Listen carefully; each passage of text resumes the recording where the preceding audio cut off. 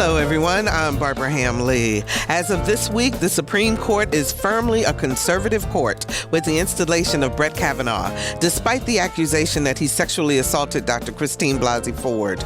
The president mocked Dr. Ford's assertion, and many took that to mean he mocks all victims of sexual assault. People are angry, but will it drive them to the polls next month? This is just one of many issues facing voters in November. Up next on Another View, Alvean, Lyons, Daun, Hester, and Carol Pretlow on why, more than ever, you need to vote. Stay tuned. Another View is next.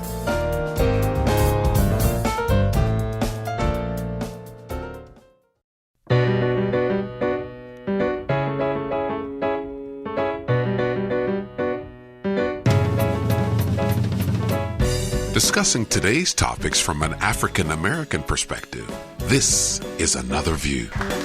Good afternoon, everyone, and welcome to Another View. I'm Barbara Ham-Lee. Before we get started with our roundtable today, a sincere thank you to Journey for Success and Monica Diggs.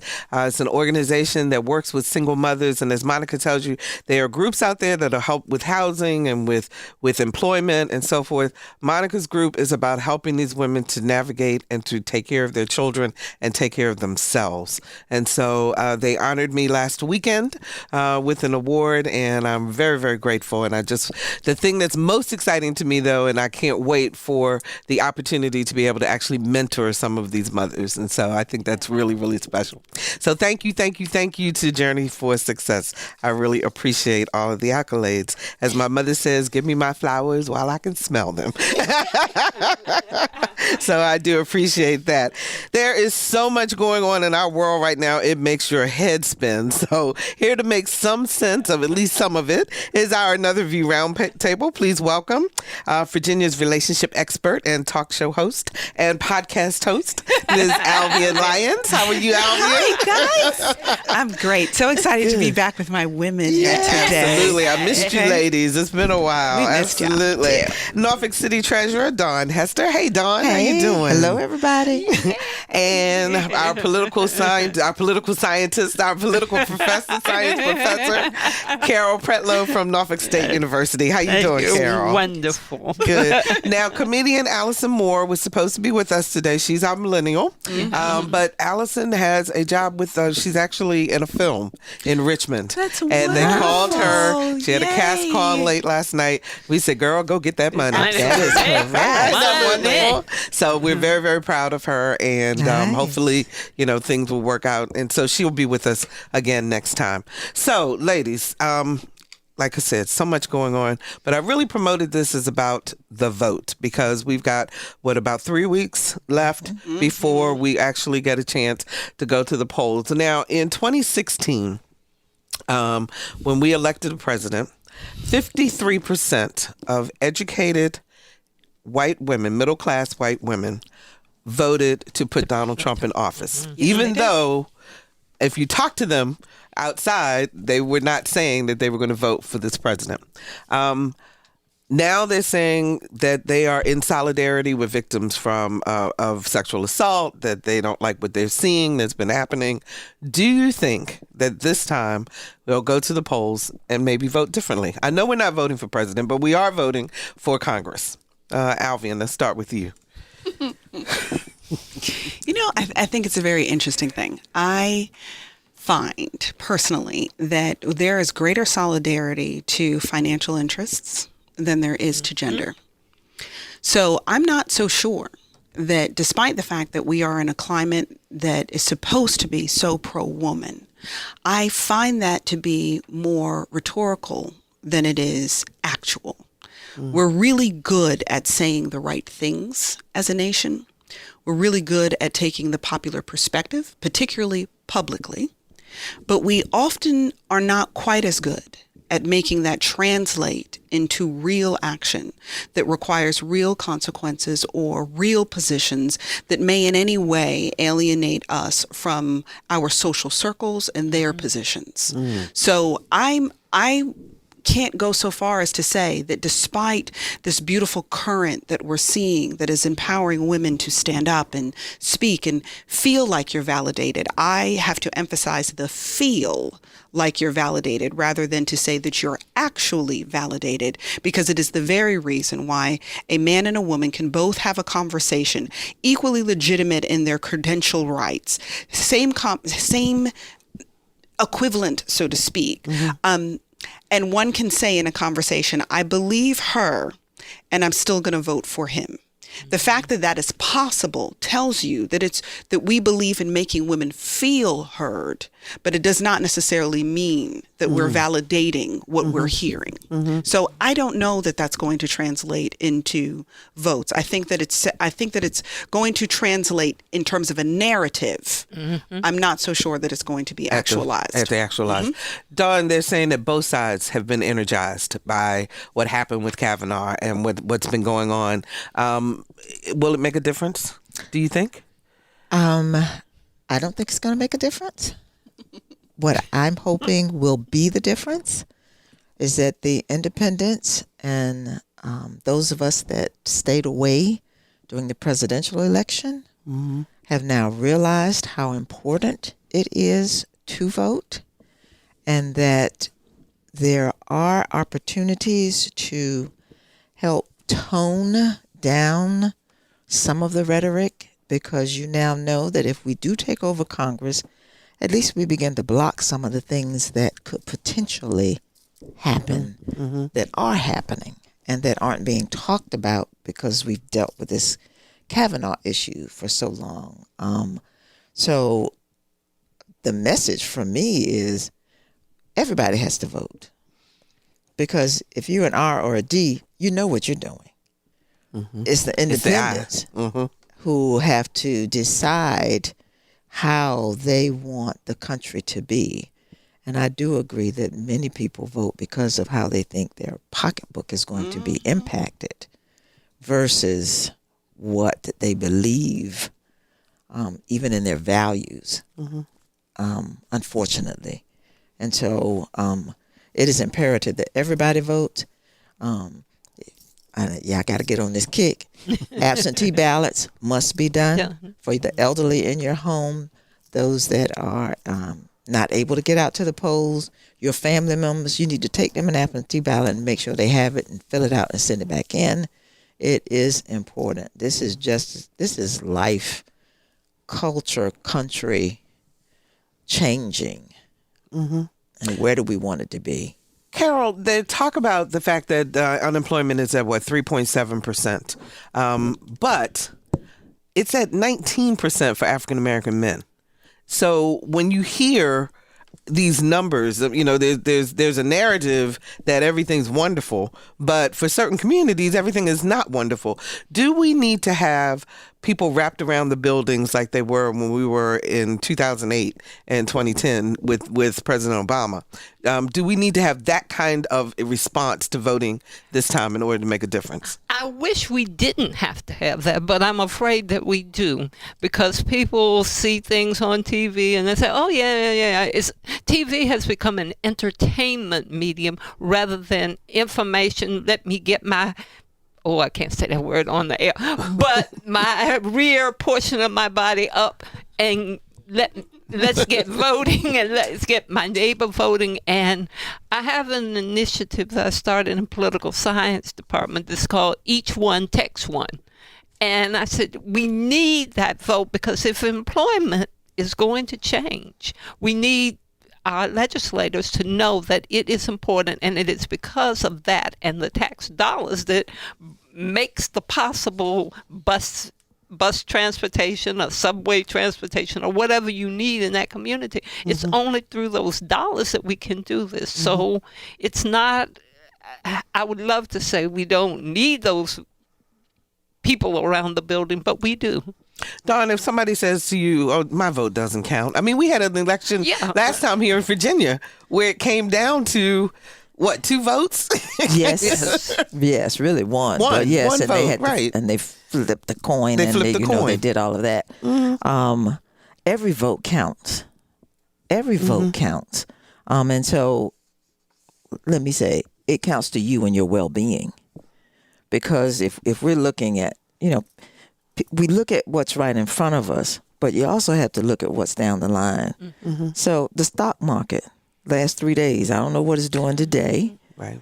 But for those of us who have tried to do our own retirement and our little 401s, that's impacting our money. Mm-hmm. Well, decisions that are made at the federal level impact your money. Mm-hmm. So you need to vote so that you make sure that people are taken care of, looking at these interest rates, looking at how mortgages are going. All of that kind of stuff is impacted, and it's impacted internationally by the things that we're doing over there. These tariffs are, this is the business community. When stocks drop, that's the business community saying, we on shaky ground right now. We're trying to tell you ahead of time. They holding on to their cash, right? Yeah. So their money impacts our little 401ks, and we trying to save as much as we can. I'm curious, since you've run for office on several occasions. Yes. Thank the Lord. I'm grateful.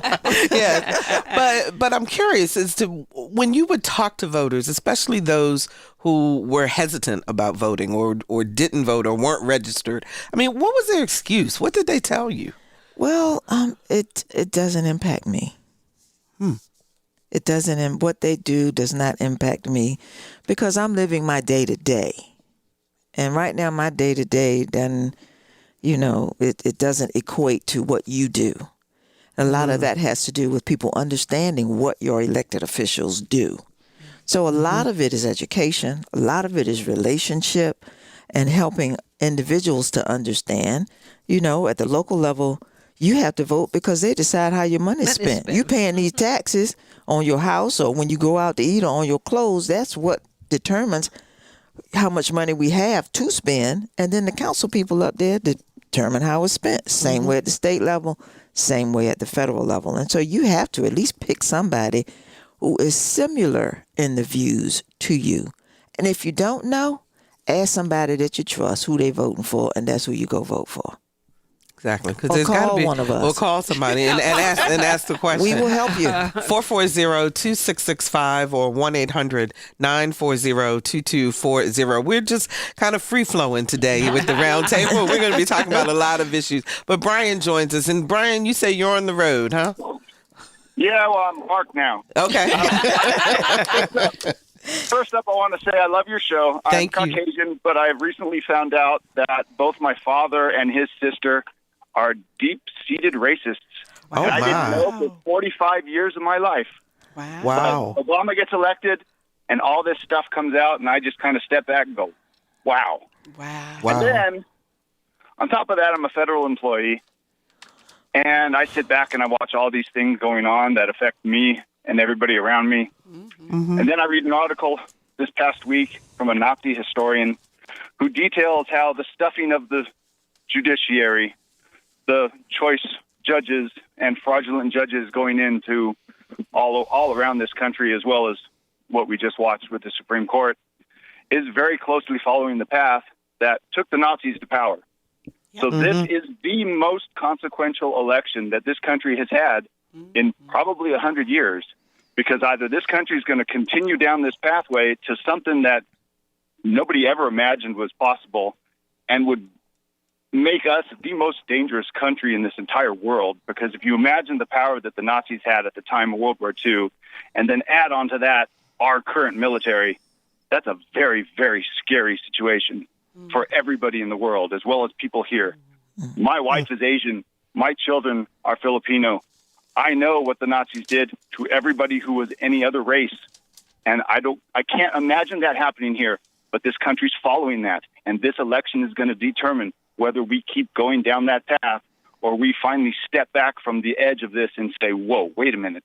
This is wrong. Wow. This has to be corrected. Brian, are you helping your family to make sure that they're registered, that they're voting? Are you doing anything along those lines? Or are you just talking about it? My wife's not a U.S. citizen yet, so she can't vote. But I'm making sure that I vote, and I make sure that everybody that I talk to knows, That's fantastic. You've got to get out there. Thanks so much for the call, Brian. We really appreciate it. Alvean, you want to respond? Well, I was going to say Brian can not encourage the racist family members to get out. Just tell them that voting's on a different day. Well, they get the vote too. I'm just saying. Sometimes doing nothing is doing something. I'm okay if a few people skip the vote. And I just, for those of us, and I don't have any issue with one side of the aisle versus the other. Principally, I think that we all have the same desire. How we get there we may have very different perspectives on that, but I tend to believe that we want a good America. I tend to believe that. I choose to believe that. So I'm not so fixated on whether you're a R or a D. As a matter of fact, I saw a meme the other day that said, what if I were to tell you that the right wing and the left wing belong to the same bird? And I thought that was such an interesting meme because it's true. It is the same bird. This is still America, no matter how we can it. But what we're doing with our America, how we principally are motivated in our America, how we go about our being is a bit different. And unfortunately, one side of our perspective has allowed themselves to be hijacked by something that is very un-American in a lot of ways. And un-American not because of your interest towards financial security for our nation. That's perfectly American. Not un-American because you want our country to be safe. That's perfectly American. But how you go about achieving these things, by exclusivity instead of inclusivity, by destroying those in order to be able to garner more power and opportunity and prosperity for others. It's how we're going about this that is determining how patriotic we really are. Because real Americans aren't interested in prosperity at the destruction of any other American. That's just a reality. Go ahead, Carol. But on the other hand, I think, and I agree totally with you, that what they do is they see some Americans as being threats to them. Indeed. And that bothers me. Which is un-American. Which is un-American. When I see people in the mall or I'm talking and I say, but okay, I'm black, you're white. We built this country together.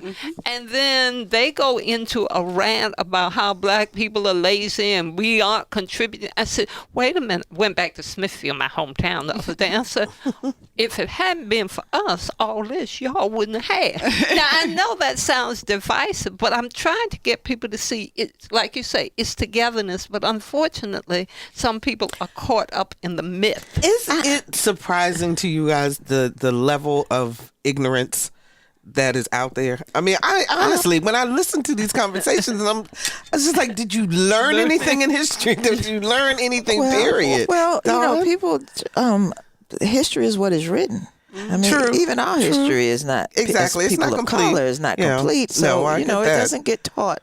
It gets, you get the little tiptoe of it so you can pass the test. However, you have to dig a little deeper into it yourself. Well, and I guess that's my point, because as you're an adult, you shouldn't be, when people say it doesn't affect me, I don't, I'm not a part of whatever, is going on. People families are having challenges. And for me, it is how am I going to get us through this day, this week, this month? Period. Right. Yeah. And we have to remember that perspective is reality. Right. So whatever my perspective is my reality. And a lot of it is not just an issue of whether or not people are educated per se, because it's not the exterior education that has the greatest impact on who we become as human beings. It's the interior, as in what's the conversation in our own home? What is being reinforced in our own social I'm just surprised circles? that there are so many people who are not connected in terms of what's happening in current affairs, what's happening within our country in terms of things that are going on. Not necessarily that you had to sit there and watch the whole Kavanaugh Ford thing, for example, but just the whole understanding of what's happening. I spend a lot of time working with women who are what would be considered at risk, dependent on the system, so to speak, TANF recipients, the list goes on. And they're so busy trying to survive that information is almost luxury. Because right now I'm trying to figure out how to keep my lights on. I'm trying to make sure that my kid doesn't get suspended again from school. I'm trying to make sure that the asthma that my such and such is struggling with, that we're able to get prescriptions for that. Good point. And, so we have to remember that we have the privilege of consuming more because we're not in a constant survival mode. We have the freedom to look at, to explore, to imagine, to conceive of, because your roof does not have a hole in it with mold. So there's certain things that are not just an issue of interest, desire, pursuit of the expansion of intellectual boundaries. Some of that is just a byproduct of where we are in our lives. And if I'm just trying to survive, like what's happening right now in Florida, there are people in the panhandle who could care less about what we're talking about right now because everything I have is gone. They don't lack intellectual curiosity. It's their greater priorities right now. But at the same time, and Daun, I'm coming to you for this one. At the same time, then, does that mean that we depend on only a certain level of person, if you will, that makes all the decisions? In other words, how do you convince that same person you've just been talking about, Alvean, Daun, how do you convince that person that it's still important for them to vote? Because I know them.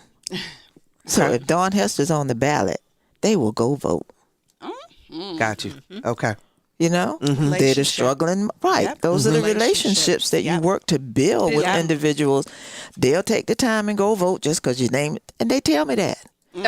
Your name is there, I'm going to go vote. And you see it in the numbers. So so it still is about relationships. And if we don't form them with families and adults, 18 and older, and high school students and college students, then there it's not as important, but they do understand it.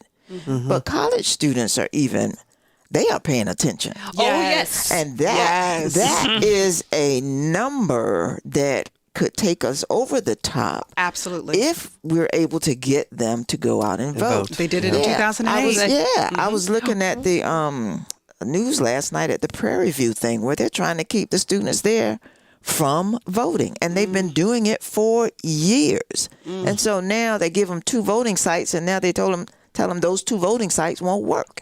So so you're talking about hundreds of students, right, who are trying to participate in a process, And being discouraged by the county that they're in. And that also goes to what's happening in Georgia. And what's going on with that voting.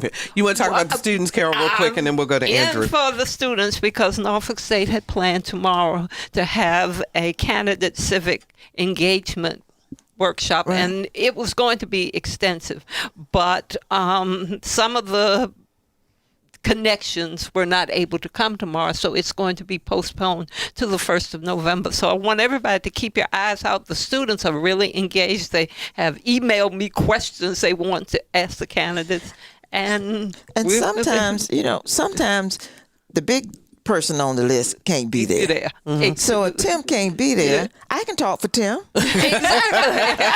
You can have a surrogate. Absolutely. You know his views, his values, what he stands for. Yeah. And are locally in the trenches. You take a surrogate. If you can't get Tim is running. Yeah. And he doesn't know from day to day where he's going to have to run to. So, you take the surrogate if you can get one. I'm just telling you. Let's talk to Andrew from Newport News. Hi, Andrew. You're on the air. Hi, how you doing? First, I'd like to say I really love what you said about the 2 wings of the same bird. Not 2 wings of a building. Andrew. It's 2 wings of the same bird. That's great.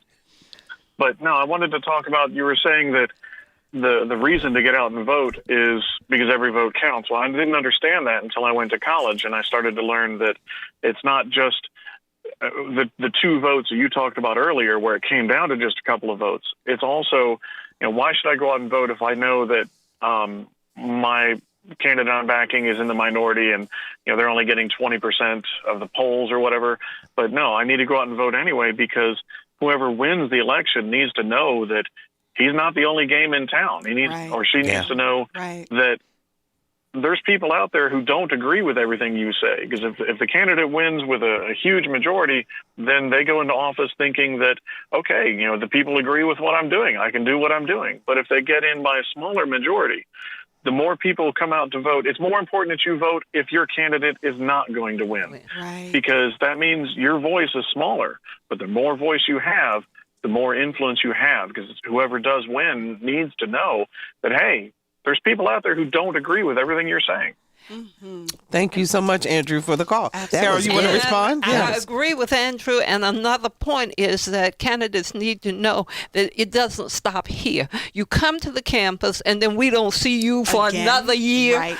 Please follow up, come back, ask to be in classes, be involved, because the students are asking these questions continuously. They don't stop with an election. Absolutely. If you're just joining us, we're talking with Another View Roundtable pundits about the need to vote. With us is Norfolk City Treasurer Daun Hester, NSU Professor Carol Pretlow, and relationship expert Alvean Lyons. You're listening to Another View, and I'm Barbara Ham Lee. So, let me throw out some dates for people because this is really important. The deadline to register for the state of Virginia to vote is Monday, October the 15th. It's this coming Monday. Correct. So that is critical. The deadline to register online, Monday, October 15th. The deadline for registering to vote by mail is Monday, October the 15th.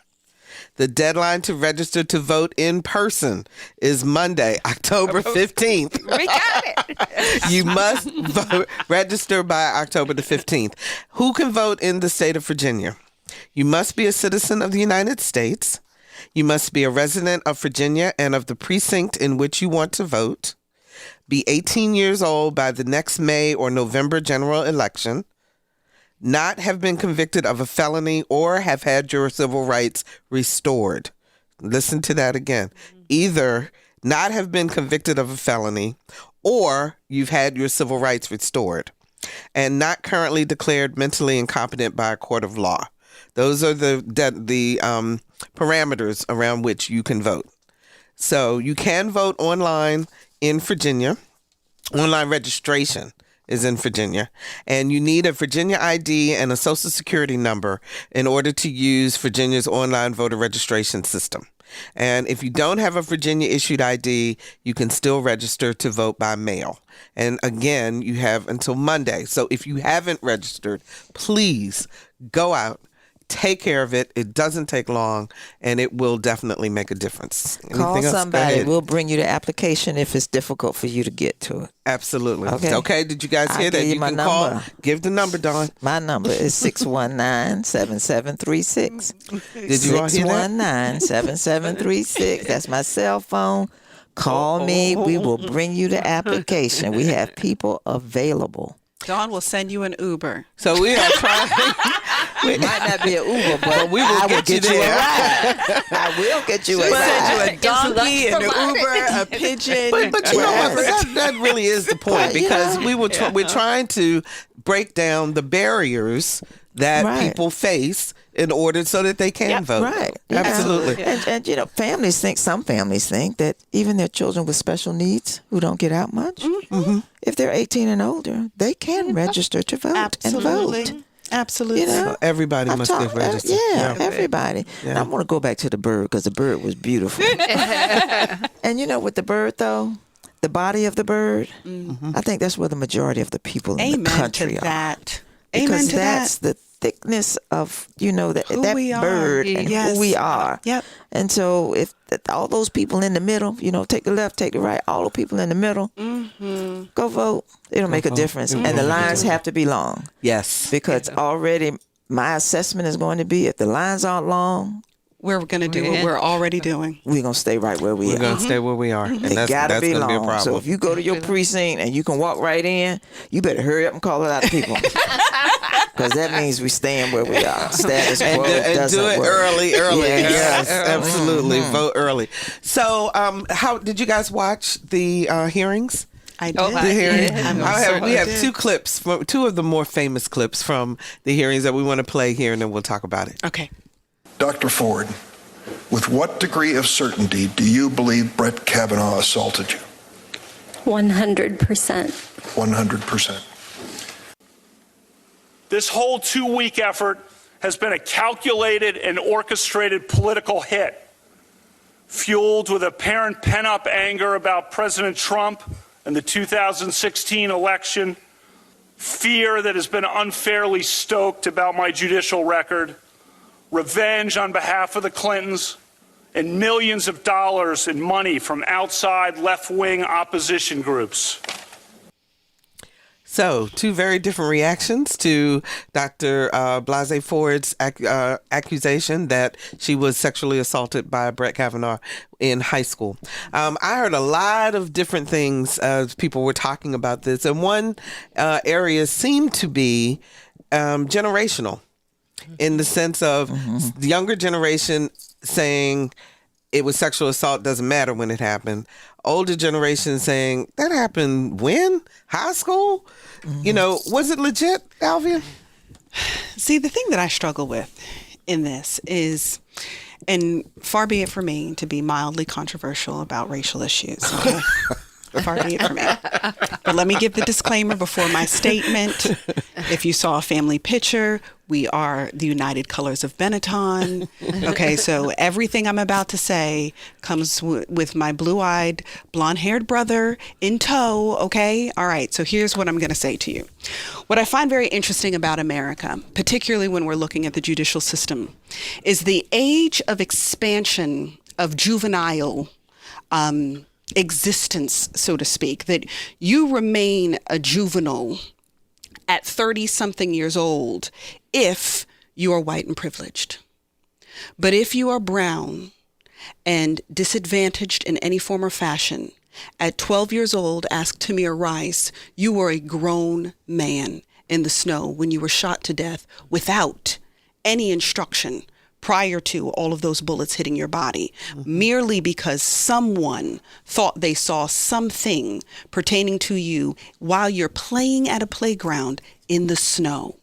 But yet we can have Billy Bush talk about Ryan Lochte as being young and he's just a kid when Ryan was 30-something years old, internationally representing the United States of America at an Olympic event. But when he misbehaves,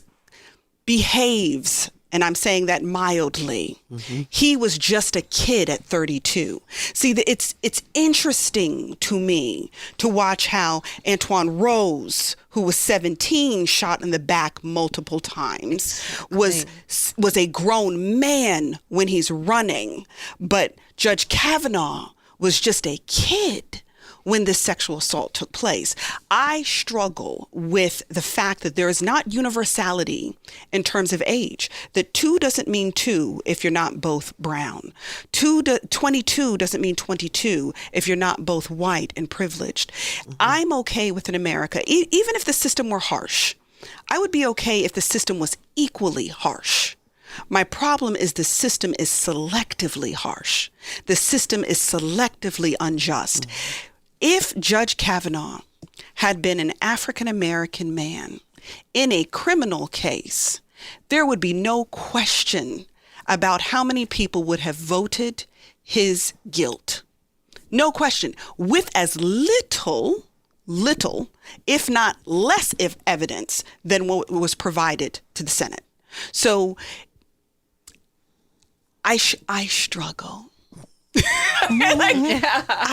I struggle with how this unfolds because of the dichotomy. I struggle with how it unfolds because of the inequity. I struggle with how it unfolded because we cannot give you a mirror image of that taking place had he not been a privileged white man in America, that you could have the audacity to turn to Senator Klobuchar and say, have you had a drinking problem? Have a drinking problem? She just finished telling you that her father was an alcoholic. So that alcohol in her family is not something that is dealt with lightly. But you ask her, has she ever drank too much to black out? And I like beer is just a casual thing, but let a black man say that I like beer, and that's why I can't remember what took place at such and such point. Well, they may pin every crime that took place that week would be pinned on you because you don't remember because you like beer. So it's those kinds of things. I'm just looking for an equitable America. I'm just looking for an equitable judicial system, and one that is blind to gender, blind to economics, blind to culture, blind to advantage and privilege and connection. You think that's going to happen? I'm just praying for one. I am praying that one day will be possible. I pray for it too, but I don't believe it's going to happen. And the realization is, and it hit me as I was looking at the hearings, and I felt deeply about that issue because I have been experienced it. And I was wondering if that had been an African American woman, but would it have been, okay, let's explore this? Or would it have been, oh no, he didn't do that, move on, and she should have gotten over it. The thing of it is, and I'm not a psychologist, there's certain things that take place to you, you never forget. And somehow, I don't know how they avoided dealing with that, is that experience is so traumatic. Well, I shouldn't say a blanket statement. For me, was so traumatic. I can tell every single detail about including the leaves on the ground at the time. So they were disregarding that, and then when they tried to get into it, but this is not a trial. Right. And they had it both ways multiple times. So sometimes we're in a trial, sometimes we're not. I mean, like it was quite theatrical in a lot of ways for something that was so extremely I've watched Dawn's body language change completely. She's got her arms folded. Go ahead. I guess I folded them because it was just an opportunity for individuals to see how politics, really as works. we call it, really work. For those of us that do pay attention, we knew the decision before the decision was made. Right. Okay? Right. Went through the process that they went through just to make it kind of seem like they were trying to be honest, trying to be open, trying to be sympathetic. Yes, they just checked the box. Okay. But that was it. But the part that I guess I'm wrestling with is, as we opened up, what will the white women do? How will they vote? However, we heard Judge Kavanaugh say, fear was stoked. Fear is stoked every day by those who want to remain in power. We will not see a change in this country, and I would love to see us have that equitable thing that Alvean was talking about. Justice system, right. Maybe 3 or 4 generations away. From now, potentially. Because we are working to, you got these judges. Right. They ain't going nowhere. 40 years. 40 years. Now, and we just talking about the Supreme Court. Right. Never mind the rest of the judicial system. Right. Well, and that's and he's making a whole lot of those appointments. And this has been something that we've talked about all along, is that while all this noise is going on about one particular issue, in the background, there are 900 others happening. Putting all these other judges signing them to the courts. We don't know about them. We don't know where they're coming from. We don't know anything about it. And so we don't pay attention. And then all of a sudden, when things start to change in terms of how we're treated within the justice system, it could be problematic. So through this whole Kavanaugh process, did you all know that letters went out to parents of children that were on their insurance that now the age has gone from 26 to 22? No. Know that. See, all that's happened. I've got friends who got their letters. Wow. So that means that your child that you were anticipating being on your insurance until you were 26. So they can finish grad school or anything or else. Whatever. Right. Until they at least try to get something on their feet. Is now 22. Wow. That's a parent now. That I had not seen. Right, you sure haven't. That's a parent that's struggling to go, what am I going to do?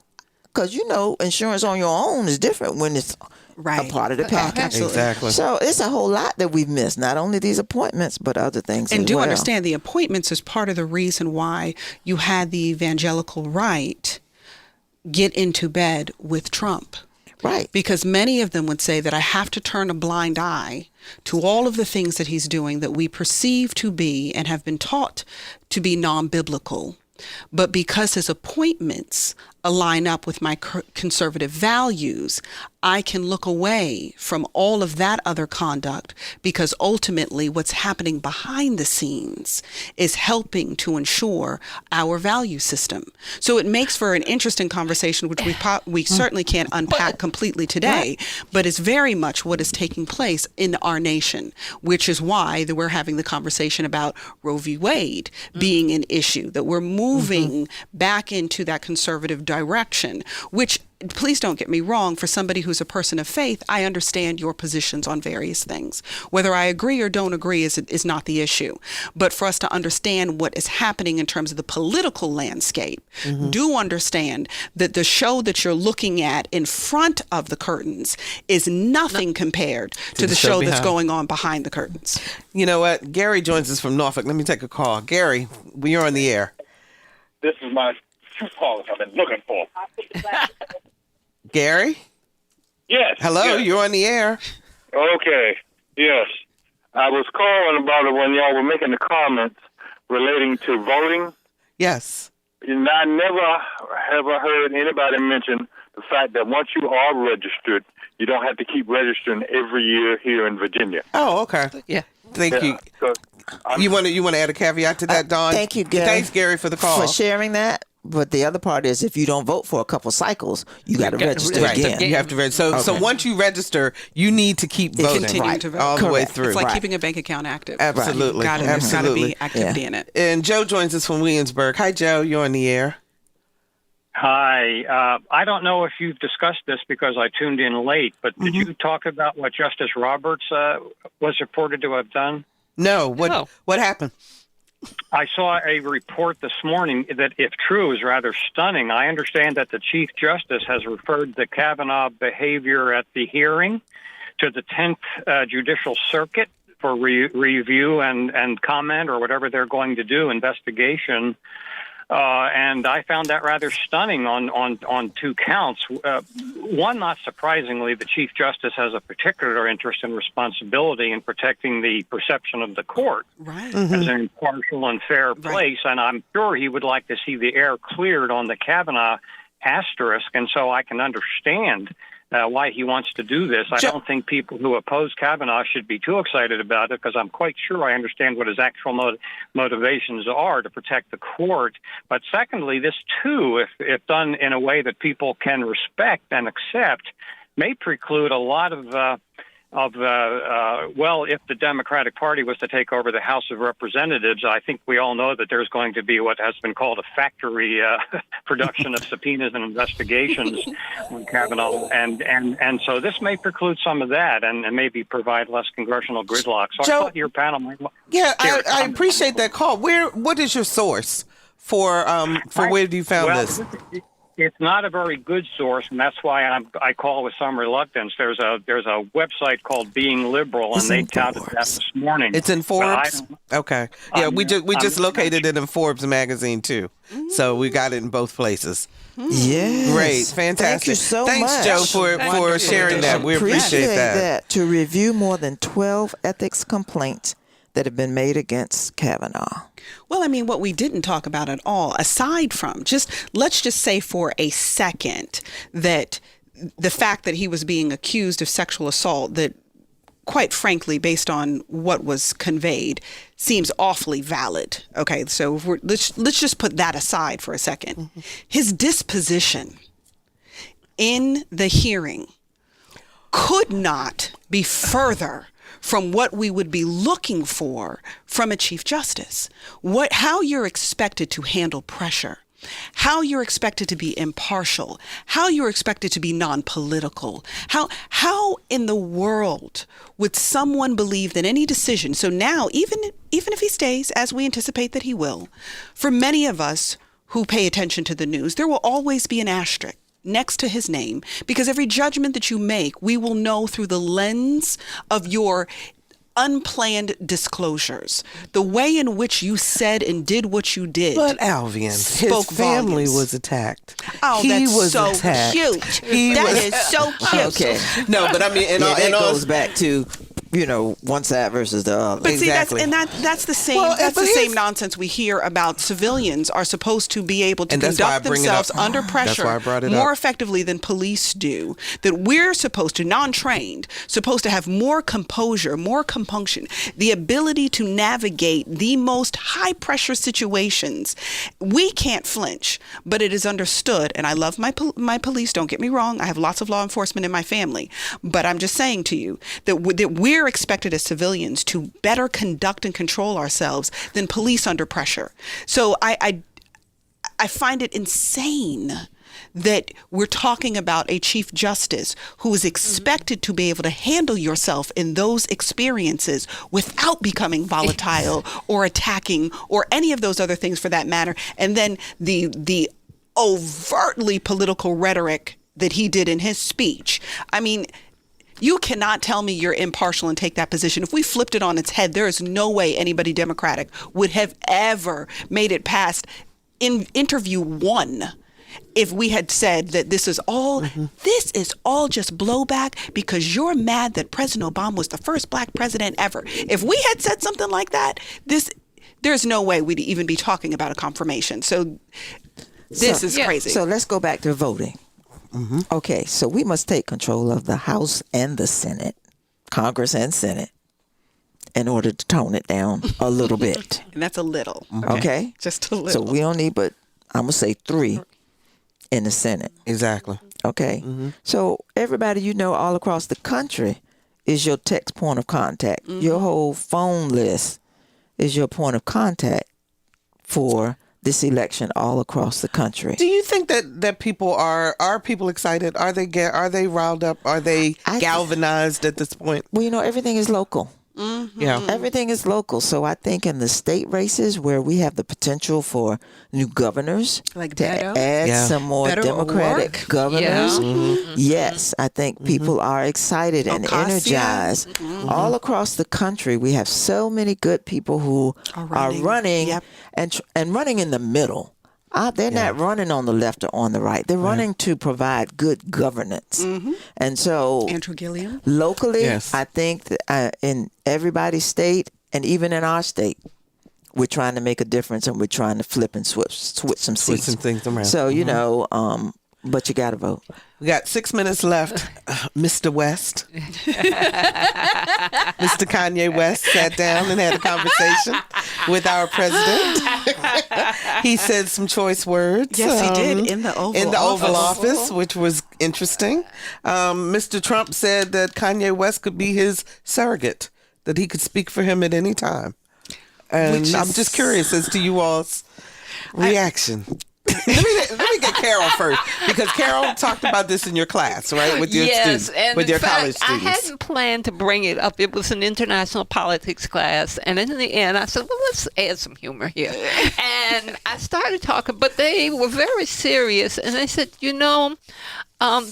on the one hand, there might be a psychological problem there, and he might need some help. Mm-hmm. And so that's one perspective. Mm-hmm. The other perspective, and, I don't censor language, but was that Kanye is sort of a rear-end person and that you couldn't take him seriously. On the other hand, they were asking, why would Trump even counter someone coming in and talking at length without making some comments in between, asking some questions, having some insights? And so it became a very different conversation because there were the political dynamics, there were the social, cultural dynamics, and there was the psychological dimension. I don't have the authority but it was a strange situation. Alvean. All of his situations are strange. and I think that we've come to realize that. Mm-hmm. And I think it's almost to a point where I don't, as Carol was, I think, alluding to, I'm not quite sure Well, I shouldn't say I'm not quite sure, but since I don't get to have an opinion, the question to you all is, does Trump utilize him Yes. Okay. And definitely. And the thing we have to be aware because of you got to have somebody black. that President Trump they needs stepped that, up. I mean, and he requires celebrity too. acceptance. Correct. It has bothered him for years that he's never been able to infiltrate this impenetrable circle called the A-list. So he's always been looking for people. you're talking about? No, Trump. Trump. Okay. Trump has Okay. always wanted to, Okay. and never Kanye been too. accepted in that way. Kanye too. And then, Kanye was better anchored when his mother was alive. If you really look at the trajectory this thing has gone on, after he lost his mother, he became unhinged because he was no longer anchored by someone who was stable. So everything started to change after his mom died. If you really pay attention to this and walk it back to the first fracture was her loss. So, and when he spoke to the fact that when I put this hat on, make America great again, I feel like Superman. And then he says that I had not had a father figure. What Kanye's struggling with, this is not a political issue. Yeah. He's lost emotionally, he's psychologically lost, and he's looking for an anchoring in the wrong possible place. But it for whatever reason, he feels, as he refers to, common energy, dragon energy between That's what he said. he and President Trump, which really only speaks to a commonality in terms of their psychological issues. Yeah, exactly. But And Daun, you get the You're so good, girl. That's all I got to say. You're so good. You Thank get you for the- bringing that home for us. you get the because- last minute and a half. No, I just want to say that, and that's how we have to look at all the individuals that we get to know and talk to. Everybody is bringing to you what they have lived. that is exactly right. And so you have to take those things in that perspective as we build these relationships, as we try to make differences in our community. Everybody is coming from a different place because we are unique in who we are and how our lives have been. And so just vote. And we got to vote, and we got to be real with each other, because when you can't. Ultimately, you've got to turn off the TV at some point. I mean, seriously, because otherwise it will galvanize you on one side or the other, and there's no cross place, very few places you can go, unlike Another View, where you can hear a variety of ideas and of perspectives. And so, and without that, you get sucked into one side or the other, and you lose all perspective. And so that becomes a problem. Ladies, thank you as always. I so appreciate you guys being on, and we obviously will have you back. So thanks so much. And audience, if you're looking for something to do this weekend, why not catch up on some of the other Another View shows that you may have missed? Go to our website, anotherviewradio.org, and download any podcast you wish. And while you're there, please sign up for our eView newsletter. It's a once-a-week reminder of upcoming shows. We're on Facebook, so like us, and I'm on Twitter at Barbara Ham Lee. Next week on Another View, I am so excited about this book. We talk with author Joy Thomas Moore on the power of presence, how to be in our children's head even when we're not around them. Joy Thomas Moore is the mother of Wes Moore, if you remember his story, the best-selling author, and she talks about what she went through as a single parent. And I tell you, I'm reading it now, and I honestly wish I had had it when my daughter was young. So it's going to be a great discussion. Please tune in. And our theme music was composed and performed by Jay Sennett. Lisa Godley is our show producer. Todd Washburn is our audio engineer, and Janae Jackson answered our phones. I'm Barbara Ham Lee. Make it a fabulous weekend, everybody. And thank you so very much for listening to Another View.